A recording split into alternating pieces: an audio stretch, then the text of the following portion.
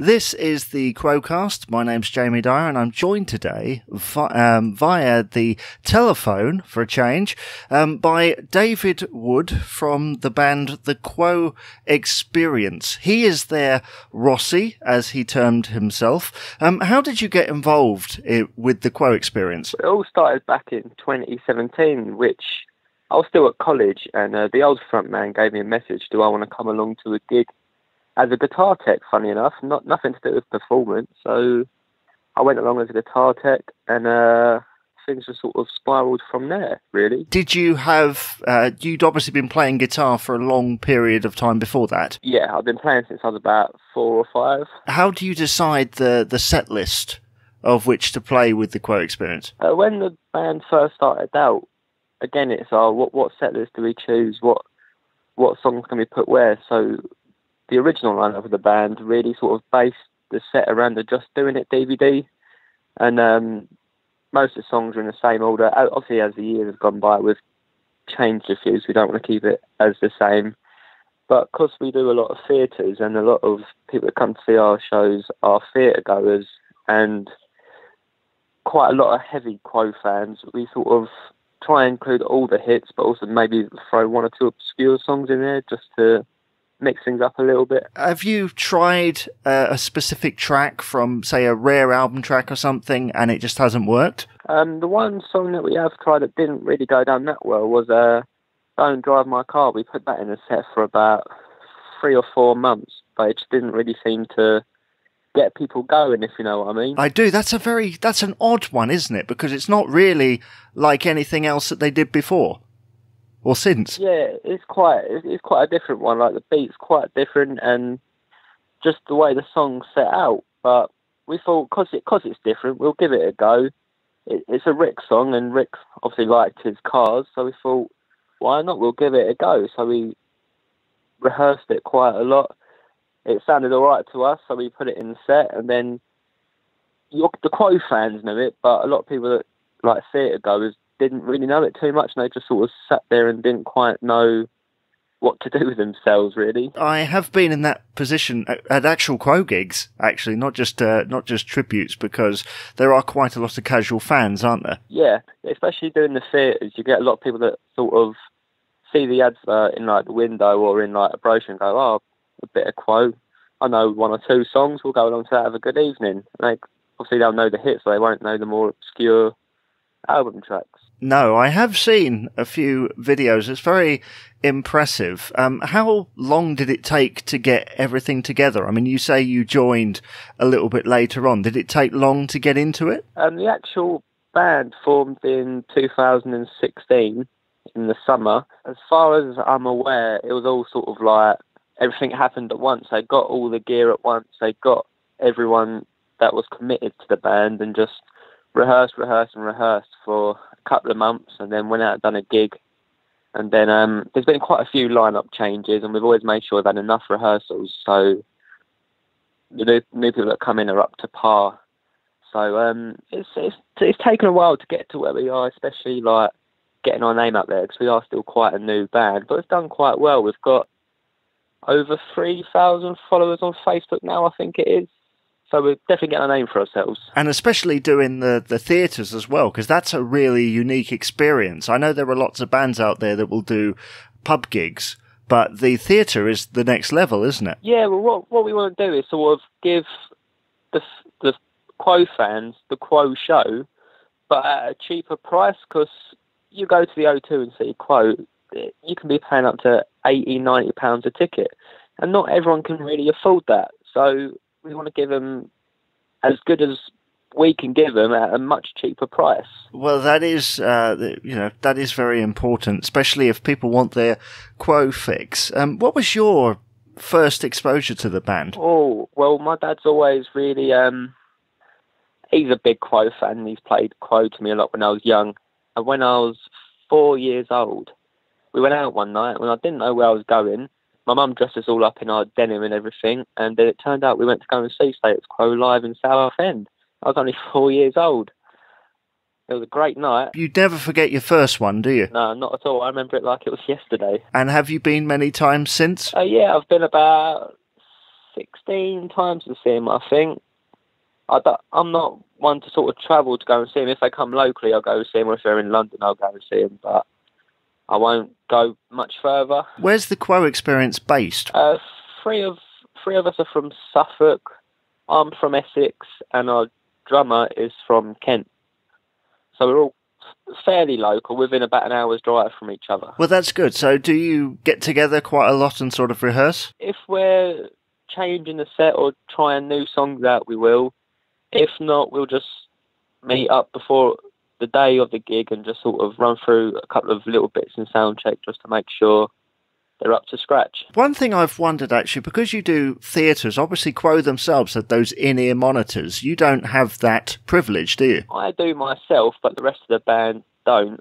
A couple of years ago, we all used to use them, but they were quite hard to get used to, so we all went back to having wedges on stage. And only recently I've sort of gone out and got myself my own in-ear monitoring system just to try and give it another go. Well, yeah, because for you're playing the lead in most cases. How hard was it to get used to playing those solos? Because some of them are quite tricky. When I first saw Quo, I was mainly inspired by Rick, so I wanted to learn the rhythm side of things. But then somehow I was more focused on Francis, and I was sort of learning his bits.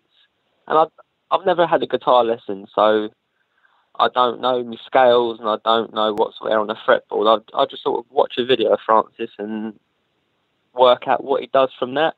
I also look at tab online to sort of get the right idea of where he's playing it and what can come next. But technically, I don't know what he's playing. I just learn myself. Well, I think there are quite a few guitarists out there, myself included, that do it that method, and people are happy when you go out and play it, obviously. So it doesn't matter how you learn these days, is it? No, exactly. I learned that. I had one guitar lesson when I was about 7, but they taught me what I didn't want to know. So I sort of took it upon myself to go on YouTube and watch where he's playing it and try and figure it out myself. Which is actually quite a difficult thing to do, because Quo's music is often kind of misquoted as being a bit simplistic, and yet it's not that at all, is it? No, not at all. Everyone goes, Quo 3 chords, yeah, that's easy to play. But I can guarantee you, if you're not a Quo fan and you can play guitar, if you give them a guitar and say, all right, I'll give you 2 hours to learn that song, they'll come back and they'll tell you how difficult it is to try and learn it. Do you have a particular song that you enjoy playing when you're in the Quo Experience? Well, that's quite a hard question, because I enjoy playing them all. There was one song I probably just tips it for me, it'd probably be Caroline.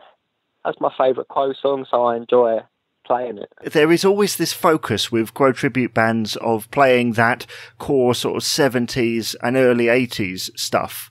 Do you ever kind of throw in, say, a post-86 track? We're currently working on Jam Side Down, which hopefully that will work and we can put it in the set, because that's something completely different. I couldn't tell you about looking at my set list what else we've done. We've done so many songs. So, the Quo Experience, have you got any gigs coming up? Yeah, we're currently on a break at the moment, but we're back on the road in September. 6th and 7th, we're at the Bridlington Spa, and we're also in Bake-Up. So plenty of gigs. Do you have a website? Yeah, we do have a website. It's www.quoexperience.co.uk. You can find everything on there. You can find the band. We're a 5-piece band, so we've got the keyboards as well. We've found out it makes all the difference, because we have actually played without our keyboard player in soundcheck before, and you can feel there's something missing. The keyboards really do pad out the sound a bit more. It just adds that something different. You can find the band members, the gigs on there. We've got the gallery on there which shows us in action. I think there's a few videos online as well. Yeah, I get what you mean about the keyboards, because they're very underrated, aren't they? Yeah, absolutely. It's quite a lot of people turn their nose up, but to me it does make a lot of difference, especially for like Rockin' Over the World. You've got that iconic keyboard intro. That intro that they always say Andy could kind of fall over and still play it. Yeah, it's such a great intro, and as soon as you play it, everyone knows what's coming. And you get that you get that really rush of feeling, I suppose, when you're on the stage. Yeah, well, because it's such a well-known song, as soon as that's played, everyone's on their feet, they're jumping around, they're dancing, they're singing, they're just having a good time, really. Yes, and you're also on Facebook. Do you find that these days makes a difference? Facebook's quite a hard one, because where the Quo fans they're at that age where some of them have got Facebook, some of them don't. We've attracted quite a lot of younger audience members, which again is quite nice, because we can push the music for a little bit longer, bringing in the younger generation to come in and listen to them. Obviously, we're still hitting the original Quo fans from the 70s and 80s, but we can't pinpoint them all, because not everyone's got Facebook, which is quite difficult to an extent. No, but as they used to say, there's quite a wide kind of amount of people from different backgrounds that like the band, not just on Facebook but elsewhere as well. So it's an interesting one. What do you think? In some ways, I mean, the band, there's so much material and things to draw from. How do you possibly choose? It's one of them where you sort of just all stick your heads together in a meeting and see what everyone comes up with and have a vote at the end of the day. It's not really one person's decision. Loads of stuff gets put into a hat and you just end up drawing them out, really. It is interesting because you're the third tribute act that I've spoken to, and all the differing opinions on stuff is always really interesting. Do you do any kind of on-stage banter as well? Yeah, we've always got the talks in there. It makes all the difference, because I find that, especially, even though I'm only young, I'm only 20, I am getting old, so doing all these songs, they are quite frantic and fast. I do get very tired very quickly, so it's nice to have a little stop and a little breathe and have a little chinwag with the audience. Now that is interesting. In age terms, how far away is everyone from you in age terms? As I say, I'm 20, and I think the next youngest in the band is about 52, 53. So quite a difference. Do you ever find that they have to catch up with you? I find it's the other way around, really. I have to catch up with them. It's almost as though I needed to ask that at the beginning, because you do sound young, but as I say, talk to so many different people. Yeah, see, it was one of them, when I first joined the band, it was like, oh, he's young, is it going to work, is it not? Are people going to frown because all the other people in the band are quite old and they're bringing in a young front man? Will it work, will it not? And to be honest, it's worked out quite well for the band. Like me and the guys would get on really well. Me and Dave, our Rick Parfitt, have got such a great on-stage and off-stage chemistry. And I wouldn't want any other band members in the band, to be honest with you. We all get on really well. And do you have anything else in the pipeline? Oh, you're making me think now. So many things have happened, and I've got to remember, we're looking at hopefully branching out, hopefully to Europe within the next couple of years. We've got our agents are looking at doing a couple of promotional stunts for us, which should work out. Well, yeah, just gonna carry on as we are, getting into theatres, festivals, hopefully some holiday camps, and building from there. Well, we've come to the end of the podcast, but thank you, David, for coming on today to talk about the Quo Experience. Can you just remind us what the website address is? It's www.thequoexperience.co.uk. Right. Well, thank you very much. Thank you. It's been a pleasure talking to you.